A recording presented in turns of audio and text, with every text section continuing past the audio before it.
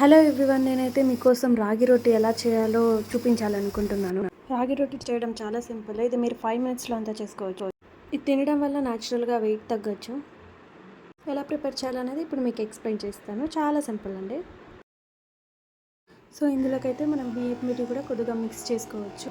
80% రాగి పిండి తీసుకుంటే అందులో 20% బియ్యం పిండి తీసుకోవచ్చు. ఇందులోకి నేను కావాల్సినంత క్యారెట్ యాడ్ చేసుకుంటున్నాను, కావాల్సినంత ఆనియన్స్, మళ్ళీ కొద్దిగా కారం పొడి, కొద్దిగా జీలకర్ర. సో ఈ మిశ్రమాన్ని హాట్ వాటర్ కానీ కోల్డ్ వాటర్తో కానీ మిక్స్ చేసుకోండి. ఇలా కొంచెం ఈ మిశ్రమాన్ని కొద్దిగా తీసుకొని కవర్ పైన ఆయిల్ వేసుకొని ఇలా చపాతీలాగా తట్టుకోండి. సో దీన్ని చేతితోనే ఆయిల్ పూసుకొని పెనం మీద వేసుకోవచ్చు. సో వేడివేడిగా రాగి రొట్టి రెడీ అయింది. సో ఇందులోకి ఒక చట్నీతో కూడా మీరు సర్వ్ చేసుకోవచ్చు. Thanks for watching. Please subscribe.